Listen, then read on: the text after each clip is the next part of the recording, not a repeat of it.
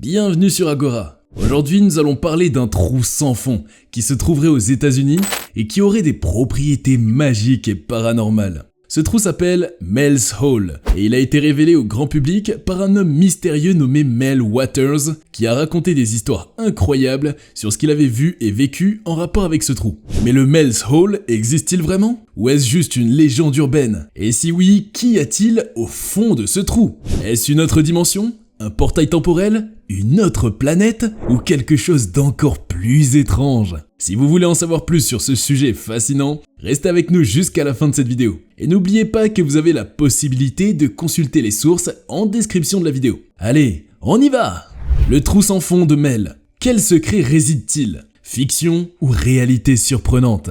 Le 21 février 1997, un homme se présentant sous le nom de Mel Waters a appelé l'émission de radio bien connue Coast to Coast AM with Art Bell, consacrée aux sujets paranormaux et mystérieux. Il a fasciné l'animateur et les auditeurs avec son récit sur un trou apparemment sans fond sur sa propriété, situé dans le comté de Kittitas, Washington. Ce lieu, surnommé localement le Trou du Diable, avait une réputation de mystère et de malédiction.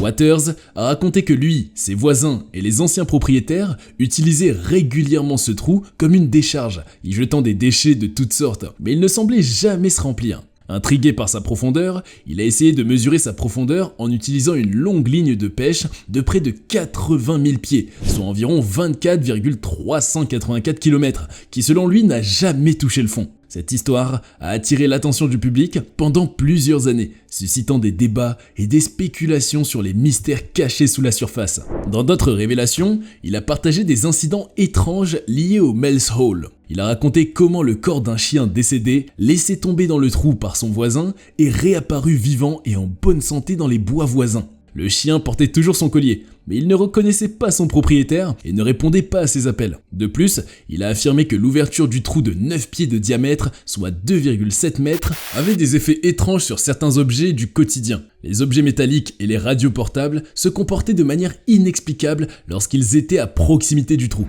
Les métaux semblaient se transformer en d'autres métaux ou substances et sa radio captait des voix, des programmes et de la musique d'un passé inconnu plutôt que sa station de radio préférée. Au fil des appels, il a partagé d'autres expériences déroutantes liées au trou, de plus en plus troublantes. Dans l'un de ses derniers récits, il a descendu un seau de glace à 1500 pieds, soit 457 mètres, mais au lieu de fondre, la glace est restée chaude et s'est transformée en une substance inflammable. Ces histoires ont captivé et terrifié les auditeurs de l'émission. Dans ses expériences étonnantes, il a signalé des phénomènes qui semblaient défier les lois de la science. Lorsqu'il criait dans le trou, il prétendait ne pas entendre d'écho, même après avoir jeté des déchets volumineux tels que des réfrigérateurs ou des tubes cathodiques sans entendre de bruit de chute pour confirmer qu'ils avaient touché le fond. Une de ses affirmations les plus troublantes concernait un mouton vivant qu'il avait abaissé à environ 1500 pieds, soit environ 457,2 mètres dans le trou, tout comme il l'avait fait avec le seau de glace. Le mouton criait et se débattait pendant la descente, mais il s'est soudainement tu. Lorsque Waters l'a remonté, il a découvert que l'animal avait été cuit. De plus, le mouton avait développé une étrange bosse qui, pour sa grande horreur, a commencé à bouger. En l'ouvrant, il a découvert un phoque fœtal qui, selon lui, le regardait avec des yeux intelligents et humains. Waters a prétendu que cette créature avait guéri miraculeusement son cancer avant de sauter à nouveau dans le trou, ne revenant jamais. Certains éleveurs locaux ont affirmé l'avoir vu par la suite, rayonnant d'une présence bienveillante. Ces histoires étranges de Waters ne se limitaient pas aux objets qu'il avait descendus dans le trou. Parfois, des choses mystérieuses semblaient également en sortir. Il a raconté un rapport troublant d'un voisin qui avait vu un faisceau de lumière, plus noir que noir, émanant du trou maudit. Cette lumière semblait être comme un faisceau de noir uniforme plutôt que la teinte blanche habituelle. L'intérêt suscité par les récits de Mel sur le trou a fini par attirer l'attention du gouvernement fédéral. Un jour, alors qu'il se dirigeait vers le trou, un homme en costume se serait approché et lui a dit que la zone était fermée en raison d'un accident d'avion. Des hommes, en combinaison de risques biologiques, se seraient tenus derrière lui. Peu après, le gouvernement aurait loué le terrain, indemnisant généreusement Waters pour qu'il quitte la propriété. Il a accepté l'argent et a déménagé en Australie, suscitant encore plus d'intérêt. Dans un appel, il a affirmé qu'il était revenu à Washington malgré l'avertissement du gouvernement de ne pas revenir. Il a raconté qu'il avait été sorti d'un bus par des policiers et laissé dans les rues de San Francisco sans aucun souvenir de ce qui s'était passé, avec des marques d'injection et plusieurs dents manquantes. Il avait le sentiment d'être traqué par des étrangers menaçants. On lui a dit que le gouvernement avait repris ses terres et il a découvert que la région avait été effacée sur un système de cartographie appelé TerraServer.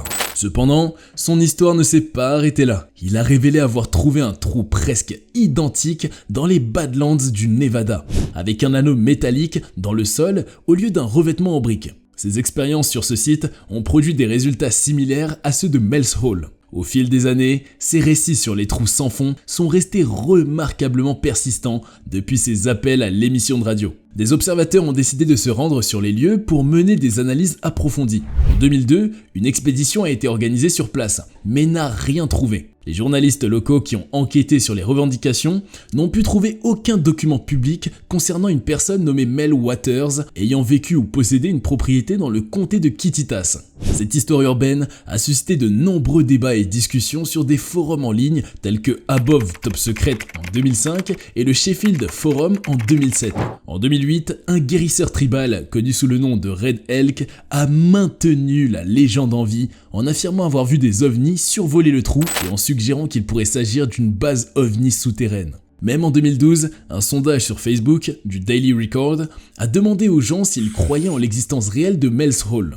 Les utilisateurs de Reddit ont partagé des coordonnées d'emplacement possibles et ont tenté de former un groupe pour le trouver en 2018. Cependant, du point de vue scientifique, un géologue du département des ressources naturelles de l'État, Jack Powell, affirme qu'un tel puits est géologiquement impossible. Selon lui, un trou de cette profondeur s'effondrerait sous la pression et la chaleur extrême présentes dans les profondeurs de la Terre. Il considère que l'idée d'aller si profondément dans le noyau de la Terre entraînerait inévitablement l'effondrement du trou. Ainsi, pour la science, Mel's Hole n'est probablement rien de plus qu'un mythe fascinant. Par ailleurs, l'emplacement précis du trou de Mel n'a jamais été clairement défini, mais plusieurs personnes prétendent l'avoir vu, notamment Gerald R. Hobsbawm, également connu sous le nom de Red Elk, qui a affirmé avoir visité le trou à maintes reprises depuis 1961 et a soutenu que le gouvernement américain y entretenait une base top secrète où des activités extraterrestres se déroulent. Bien que la plupart des experts considèrent Mel's Hole comme une légende urbaine fantastique sans aucun fondement, certains croient au récit de Mel sur le mystérieux puits sans fond et la dissimulation gouvernementale qui s'en est suivie. La région compte plusieurs puits de mines abandonnés qui auraient pu inspirer le récit. De plus, il existe des anomalies géologiques étranges et inexpliquées dans le monde, ce qui pousse les partisans de Mel Waters à croire qu'il a découvert l'un de ces mystérieux endroits à Washington.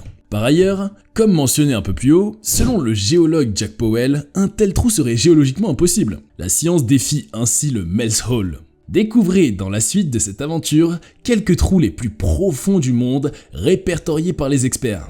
Les trous les plus profonds de la Terre révélés par la recherche scientifique.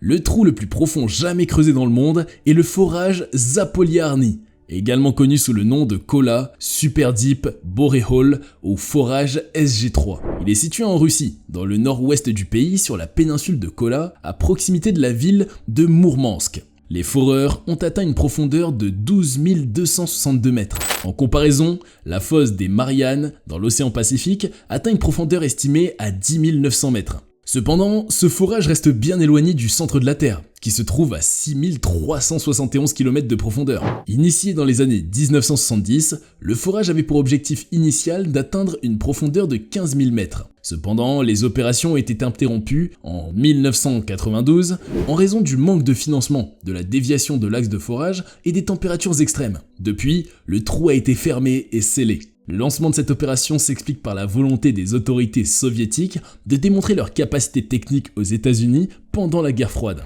Les États-Unis avaient lancé le projet Mohole à la fin des années 1950 qui visait à creuser dans la croûte terrestre pour atteindre le manteau, mais ce projet a été abandonné en 1966. Dans le forage SG3, des découvertes intéressantes ont été faites, notamment des roches vieilles de plusieurs milliards d'années, de l'eau provenant de l'oxygène capturé et de l'hydrogène expulsé de la roche, du plancton fossilisé à des profondeurs de 6700 mètres et des températures extrêmes d'environ 180 degrés, bien supérieures aux 100 degrés attendus, qui ont compliqué la poursuite du forage.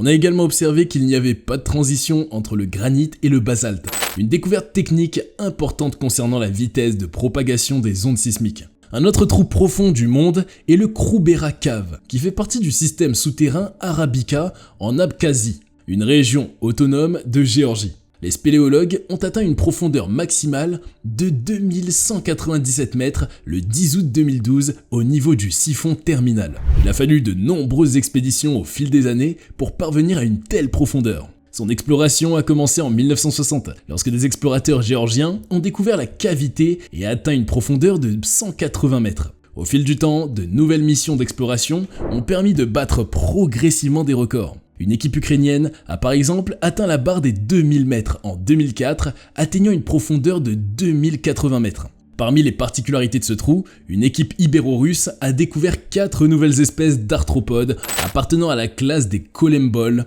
vivant à une profondeur de 1980 mètres. C'était la première fois que la présence d'arthropodes à une telle profondeur était prouvée, établissant un nouveau record de profondeur pour une forme de vie terrestre. On a également la mine Tona en Afrique du Sud, est une mine d'or creusée par l'homme. Sa profondeur maximale atteint 3,9 km et elle produit environ 15 tonnes d'or par an. Son nom signifie Grand Lion dans la langue locale Soto du Sud. Elle fait partie des 3 mines situées au sud de Carletonville, à 70 km à l'ouest de Johannesburg, connues sous le nom de Western Deep Levels. AngloGold Ashanti est la compagnie propriétaire de Totona, considérée comme le 3e plus grand producteur d'or au monde. Les activités de forage à Totona ont commencé en 1957, avec la construction par l'Anglo-American Corporation. À l'époque, les plus principales avaient une profondeur de 2 km. L'exploitation a débuté en 1962 et depuis, la mine est devenue l'une des plus rentables d'Afrique du Sud. 2 puits secondaires ont été forés, ce qui a permis à la mine d'atteindre sa profondeur maximale de 3,9 km. Ce chiffre a été atteint en 2008, faisant de Totona la mine la plus profonde au monde. Actuellement, les galeries de la mine s'étendent sur une longueur totale de 800 km et emploient plus de 5600 mineurs. De plus, des mineurs clandestins sont également présents, souvent ravitaillés par les mineurs légaux. Le travail à Totona est réputé pour être dangereux, en raison des risques liés à la chaleur et aux activités sismiques. Dans la ville chinoise de Chongqing se trouve un trou géant qui présente des dimensions exceptionnelles. Il mesure 666 mètres de profondeur et abrite environ 100 km de rivières souterraines et de cavernes creusées dans la roche, certaines datant de plus de 2 millions d'années. Il est surnommé première grotte du monde. Bien qu'il ne soit pas le plus profond de la planète, il est considéré comme le plus grand, avec un trou de 420 mètres du nord au sud et de 600 mètres d'est en ouest. Une passerelle permet aux visiteurs d'observer l'abîme qui abrite un écosystème vieux de près de 65 millions d'années. Par ailleurs, le gouffre de Vtroglavica en Slovénie a une profondeur de 643 mètres et porte bien son nom qui signifie vertige en slovène. Le bord du gouffre offre une vue époustouflante, notamment sur la plus haute cascade naturelle souterraine du monde d'une hauteur de 440 mètres. Le gouffre de Haolong Tiangkeng en Chine est entouré de mystères, car peu d'informations sont disponibles en ligne. On sait qu'il est supposé avoir une profondeur de 509 mètres, mais il semble être difficile d'accès. Bien que de nombreux chauffeurs locaux proposent de conduire les touristes jusqu'à cet endroit, l'état des routes rendrait l'aventure particulièrement périlleuse, voire dangereuse, selon certains commentaires. Terminons par le gouffre de Minier en Papouasie-Nouvelle-Guinée, qui, vu d'en haut, ressemble à un immense trou noir au milieu d'une dense forêt verte. Son exploration est rendue difficile par la jungle environnante et le climat très humide. Le puits vertical mesure 510 mètres de hauteur et débouche sur une puissante rivière souterraine dont le débit pourrait, de manière approximative, alimenter en eau une ville de 16 millions d'habitants. Et nous voici à la fin de cette vidéo fascinante et nous vous remercions d'avoir suivi jusqu'au bout. Si vous avez été émerveillé par notre travail, montrez-le en laissant un petit pouce levé et en vous abonnant à notre chaîne. N'oubliez pas d'activer la cloche de notification pour être informé des prochaines vidéos sensationnelles que nous partagerons. A très bientôt pour de nouvelles découvertes époustouflantes sur Agora.